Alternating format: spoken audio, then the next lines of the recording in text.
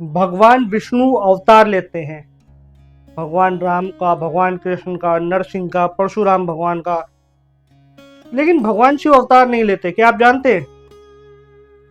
और अगर भगवान शिव अवतार नहीं लेते तो हनुमान जी कौन है, काल भैरव कौन है, वीरभद्र कौन है? और अगर भगवान शिव अवतार लेते हैं तो भगवान शिव को भगवान विष्णु की क्या आवश्यकता है, या भगवान विष्णु को भगवान शिव की क्या आवश्यकता है? ये दोनों साथ क्यों आते हैं? एक अवतार कोई क्यों नहीं लेता है? बहुत कंफ्यूजन है, बहुत ज्यादा अलग अलग बातें अलग अलग जगह पे बताई जाती हैं। सारा डाउट आज आपका क्लियर करता हूं। बिना रुके, बिना पॉज किए इस वीडियो को लास्ट तक देखना, तब समझ में आएगा। और यकीन मानिए ऐसी इंफॉर्मेशन शायद ही आपके लिए कोई लेकर आएगा। तो बिना टाइम वेस्ट करें हम वीडियो को स्टार्ट करें। लेकिन वीडियो स्टार्ट करने से पहले आपको एक काम करना है। क्या करना है? इस चैनल पे पहली बार आए हैं तो सब्सक्राइब का जो बटन है उसको दबाना है और बेल आइकन है उसको प्रेस करना है, ताकि हमारी हर एक इंटरेस्टिंग वीडियो का नोटिफिकेशन आपको मिलता रहे। तो चलिए अब हम बात करते हैं कि भगवान विष्णु अवतार लेते हैं या भगवान शिव भी अवतार लेते हैं। तो पहले हम बात करते हैं भगवान विष्णु की। वो अवतार लेते हैं, ये हम सब जानते हैं, हर युग में। जब भगवान विष्णु का अंतिम और पूर्ण अवतार हुआ, यानी कि भगवान कृष्ण जब आए, जब भगवान कृष्ण पूर्ण अवतार में, मैंने बोला अंतिम और पूर्ण अवतार, मैंने ये नहीं बोला केवल अंतिम अवतार, यानी जो पूर्ण अवतार हुआ कृष्ण रूप में जब वो आए, तब उन्होंने गीता में अर्जुन को क्या कहा? यदा यदा ही धर्मस्य ग्लानिर्भवति भारत अभ्युत्थानम् अधर्मस्य तदात्मानं सृजाम्यहम् परित्रनारायण साधूनाथ विनाशाय चतुष्टयता धर्म संस्थापनार्थाय संभवामि युगे युगे। जब जब धरती पे अधर्म बढ़ेगा, जब जब साधुओं पे अत्याचार होगा, जब जब धर्म की हानि होगी, तब तब मैं आऊंगा और युग युग में अवतार लेता रहूंगा। तो स्पष्ट कह रहे हैं भगवान कृष्ण की मैं हर युग में आता हूं। जब धर्म की हानि होती है, जब अधर्म बढ़ता है, जब पाप बढ़ता है, तो पाप का सर्वनाश करने के लिए, अधर्म का सर्वनाश करने के लिए और साधुओं की रक्षा के लिए मैं आता हूं। और हर युग में उस युग को किस अवतार की आवश्यकता है, उसके रूप में उस स्थिति को देखकर मैं अवतार धारण करता हूं। उदाहरण के लिए मैं बताऊंगा, जब भगवान राम का अवतार हुआ तो उस समय उस युग को मर्यादा पुरुषोत्तम और एक ऐसे राजा की आवश्यकता थी जो समाज, यानी कि सोसाइटीज के लिए वर्क करे, काम करे, उसका कल्याण करे और उसको एक सही मार्गदर्शन दिखाए। लेकिन वहीं जब आप बात करते हैं द्वापर युग की, तो द्वापर युग के अंदर कृष्ण आते हैं जो समय के अनुकूल होते हैं। वो कहते हैं कि कोई वचन, कोई धर्म जब तक सही है, जब तक उससे किसी का हित ना हो रहा हो, प्रकृति का हित ना हो रहा हो, नारी का अपमान ना हो रहा हो। जहां नारी अपमान होता है, किसी पे अत्याचार होता है, तो समझ जाना तुम्हारा धर्म और तुम्हारे वचन झूठे और खोखले हैं, तो उन्हें तोड़ देना सही है। तो वो बनते हैं समय अनुकूल कृष्ण, जिनके लिए सबसे बड़ा है धर्म स्थापना, और एक सही धर्म स्थापना। अपने अपने निजी धर्मों की बात नहीं कर रहा हूं मैं यहाँ पे। तो ऐसे भगवान विष्णु हर एक समय में अवतार धारण करते हैं। लेकिन भगवान शिव अवतार धारण करते हैं या नहीं? तो मैं आपको क्लियर करूं, भगवान शिव कभी भी अवतार धारण नहीं करते।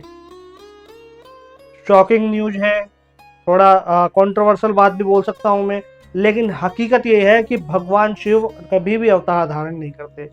तो अगर भगवान शिव अवतार धारण नहीं करते तो ये 11 रुद्र कौन से हैं? कौन है ये 11 रुद्र? और हनुमान जी को 11वें रुद्र क्यों कहा गया है, कि उनको भगवान शिव का अवतार क्यों कहा गया है? तो क्या आप जानते हैं हनुमान जी को कभी भी भगवान शिव का अवतार नहीं कहा गया, उन्हें शिवांश कहा गया है। समझ में आ रहा है? भगवान शिव के अंश जो हैं वो ये 11 रुद्र हैं, जिनमें वीरभद्र, काल भैरव, हनुमान जी सब जो आते हैं वो सारे भगवान शिव के अंश हैं, ना कि भगवान शिव स्वयं अवतार लेते हैं भूलोक पे आकर, क्योंकि वो भूलोक पे आ ही नहीं सकते। भूलोक पे आता वो है जो इस भूलोक से जाता है। शिव क्या है? शिव माने शुद्ध चेतना, स्थिर चेतना, वह है शिव। जो ना मरती है ना जन्म लेती है। यदि शिव अवतार लेंगे तो उन्हें जन्म और मृत्यु के चक्कर में फंसना पड़ेगा, और वो इस जन्म जन्मांतर के चक्र से परे हैं, इसलिए शिव अवतार नहीं लेते। शिव यानी मूल, शिव यानी एक, हम कहें कि एक ऐसा तत्व जिससे संपूर्ण सृष्टि आती है और संपूर्ण सृष्टि उसमें विलीन हो जाती है। शिव वो जो इस सृष्टि को हम कह सकते हैं कि पूरे ब्रह्मांड का एक एनर्जी रूप है। तो वो एक एनर्जी रूप केवल एक साकार रूप में, एक भौतिक शरीर के रूप में नहीं आ सकती। फिर भगवान विष्णु अवतार क्यों लेते हैं? तो भगवान विष्णु का तत्व क्या है? भगवान विष्णु का तत्व है इस यूनिवर्स को बैलेंस करना, प्राण, जीवन, ठीक है। और जीवन का आना और जाना तय है, जीवन आता भी है, जीवन चला भी जाता है। आप श्वास लेते भी हैं, आप श्वास छोड़ते भी हैं। श्वास लेना और श्वास छोड़ना ही तो विष्णु है। इसलिए वो इस यूनिवर्स को बैलेंस करने के लिए जब जब धर्म की हानि होगी, यानी कि जब जब इस प्रकृति से खिलवाड़ होगा या कुछ ऐसा होगा जिसे यूनिवर्स का जो सिस्टम है, जो बैलेंस है, वो बिगड़ रहा है, तब तब उस जीवन ज्योति को, उस नारायण को, उस विष्णु को आना पड़ता है अवतार धारण करने के लिए। और वो अवतार धारण करते हैं इस यूनिवर्स को बैलेंस करने के लिए। इसलिए हम कहते हैं कि भगवान विष्णु के अवतार होते हैं, भगवान शिव के नहीं होते। अब जो भी भगवान शिव के अंश हैं, शिवांश जिन्हें कहा जाता है, आप लोग जानते हैं वो आज भी इस भूलोक पर मौजूद है। भगवान राम आए, वापिस चले गए, शरीर को त्यागा। कृष्ण आए, शरीर को त्यागा, वापिस चले गए। लेकिन हनुमान जी त्रेता युग में भी थे और द्वापर युग में भी थे और आज कल युग के अंदर भी हैं।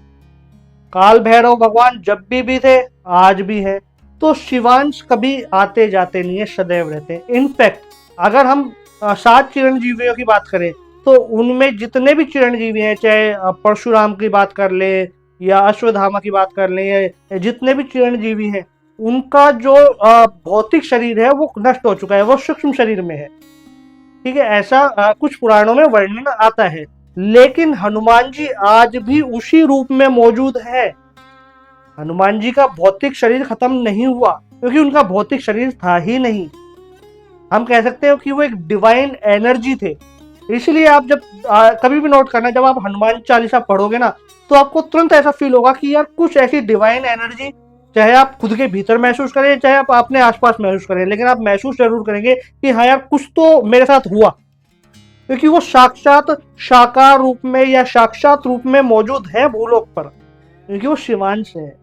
काल भैरव भगवान की आराधना करके देख लो, तुरंत आपको लगेगा कि यार कुछ ऐसा हुआ जिसके ऊपर विश्वास नहीं कर सकते, या विश्वास हो रहा है तो जिसे आप वर्णित नहीं कर सकते शब्दों के अंदर। तो ये है शिवांश, यानी एक शुद्ध चेतना, एक स्थिर चेतना का कुछ अंश। तो शुद्ध चेतना, स्थिर चेतना क्या है? ब्रह्म क्या है? शिव है, शिवत्व है। शिव तत्व जो है जिससे संपूर्ण सृष्टि आ रही है और संपूर्ण सृष्टि उसी में ही विलीन हो जाएगी।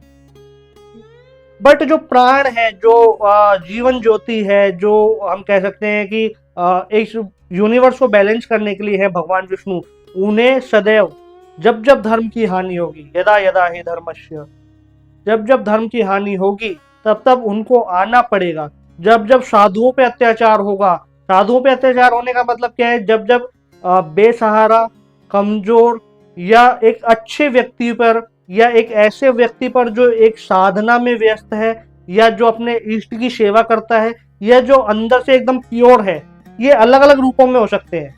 तो उनको एक बात बोलने के लिए क्या बोला गया है? जब जब साधुओं पे अत्याचार होगा, धर्म की हानि होगी, तब तब मैं आऊंगा इस यूनिवर्स का बैलेंस करने के लिए। इसलिए भगवान विष्णु अवतार धारण करते हैं, आते हैं भूलोक पे, आके लीला करके चले जाते हैं।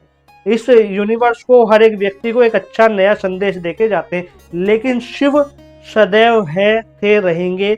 उनको आप देख नहीं सकते, उनका वर्णन नहीं कर सकते, केवल उनकी अनुभूति की जा सकती है, उनका ध्यान लगा के। इस वीडियो में इतना ही। अगर अभी भी कोई डाउट है, कोई कंफ्यूजन है, तो मुझसे कमेंट में पूछना।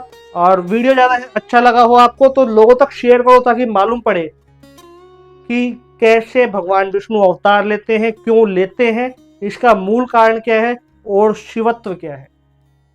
हर हर महादेव।